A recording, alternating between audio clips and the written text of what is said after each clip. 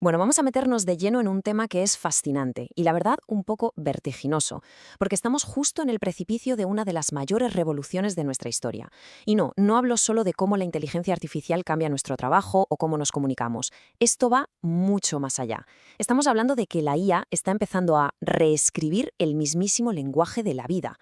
O sea, hemos pasado de ser meros lectores de nuestro código genético a de repente tener la pluma en la mano para convertirnos en sus autores.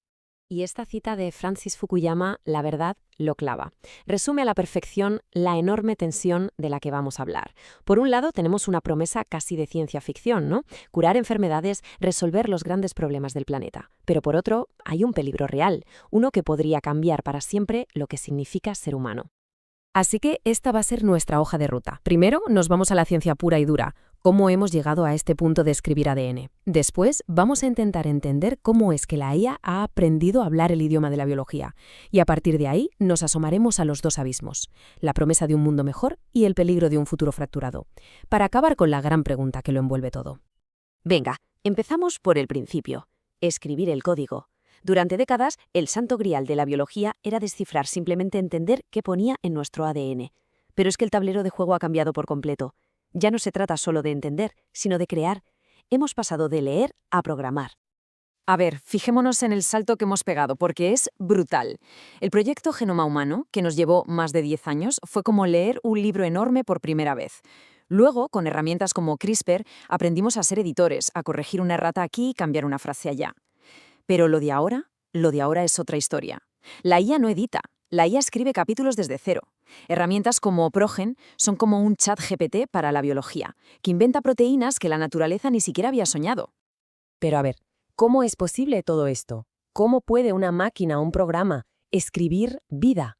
Pues la clave está en una idea muy potente: tratar la biología como lo que es en el fondo. Un lenguaje, uno increíblemente complejo, eso sí. Vale, este punto es fundamental para entenderlo todo. El ADN nos da las letras, el alfabeto. Con esas letras se forman las proteínas, que vendrían a ser las palabras. Pero aquí viene lo alucinante. El significado de esa palabra, su función, no está en la secuencia de letras en sí, sino en la forma tridimensional, súper compleja, que adopta al plegarse. Esa forma es la que le permite hacer su trabajo, sea lo que sea, desde atacar un virus a, qué sé yo, comerse un trozo de plástico. Y esta analogía, la verdad, es buenísima. Es como imaginar un idioma que solo tiene, pongamos, 20 letras, pero a cambio, cada palabra puede tener miles y miles de caracteres. La cantidad de combinaciones es, bueno, casi infinita. Lo que ha conseguido la IA es entender la gramática de ese idioma. Y claro, ahora no solo lo lee, sino que empieza a construir sus propias frases. Y aquí es donde entra la magia de la inteligencia artificial. Se le han dado a analizar millones y millones de secuencias genéticas que ya existen.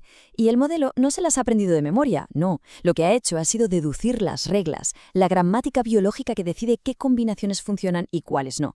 Básicamente, ha aprendido a hablar el idioma de la vida. Y ahora puede usarlo para crear cosas nuevas.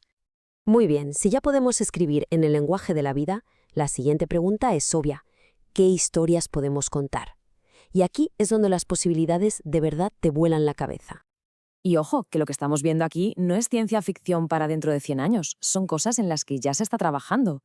Desde programar una enzima para que busque y destruya una célula cancerosa, hasta diseñar una bacteria que se coma los plásticos del mar. O, por qué no, crear una vacuna totalmente personalizada para el genoma de una persona. La IA lo que hace es acelerar este proceso de una forma bestial, porque permite probar miles de millones de diseños en un ordenador antes de tener que crear ni uno solo en un laboratorio. Pero claro, como decíamos al principio, una luz tan brillante proyecta una sombra muy, muy larga.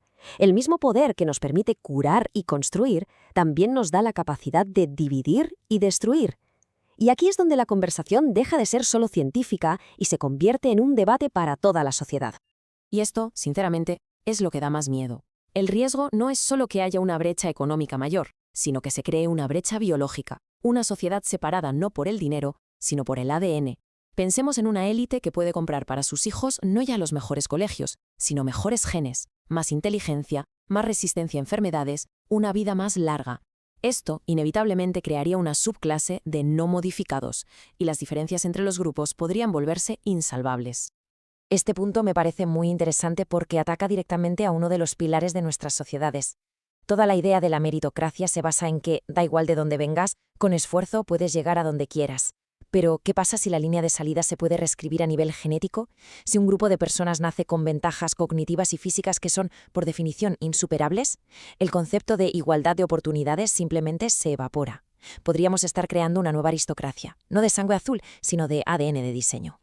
Y la lista de peligros, por desgracia, no acaba ahí. La misma tecnología que diseña una proteína para curar el cáncer podría, en las manos equivocadas, diseñar un patógeno letal. Se abre la puerta a tratar la vida como una mercancía más, donde los rasgos humanos se compran y se venden en un catálogo. Y por supuesto está el riesgo de que haya investigadores sin escrúpulos que, por dinero, ofrezcan estas tecnologías en un mercado negro genético. Sería como una carrera armamentística biológica entre los más ricos. Con todo esto sobre la mesa, llegamos al punto final. La tecnología ya está aquí, es un hecho, y avanza a una velocidad de vértigo. La pregunta ya no es ¿podemos hacerlo? La pregunta ahora es ¿cómo vamos a gestionar esto? Nos encontramos en una encrucijada como especie y es fundamental que lo entendamos.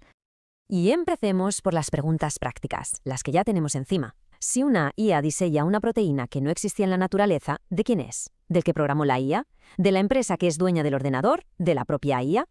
Todas nuestras leyes sobre patentes y propiedad intelectual se quedan cortas. No tenemos respuestas para esto. ¿Y las necesitamos ya? Y de lo práctico saltamos a lo filosófico, a lo profundo. Si llegamos al punto de poder crear un genoma humano desde cero y una persona nace de ese código artificial, ¿qué es? ¿Cambia eso nuestra definición de humanidad? ¿Le consideraríamos un igual o algo distinto?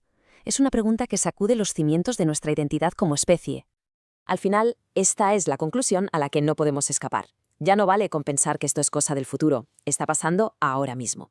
El poder de escribir el código de la vida ya está en nuestras manos, y eso nos coloca una responsabilidad encima que no hemos tenido nunca antes. Esta conversación tiene que ser global, tiene que ser abierta y tiene que ser urgente. Y no puede ser solo de científicos, tiene que ser de toda la sociedad. Así que quedémonos con esta idea. Por primera vez en la historia de la vida en este planeta, una especie, la nuestra, tiene la capacidad de dirigir conscientemente su propia evolución. Podemos elegir si queremos ir hacia un futuro sin enfermedades y un planeta más sano o si nos arriesgamos a una distopía de desigualdad biológica. El libro está abierto. Ahora nos toca decidir qué historia vamos a escribir en él.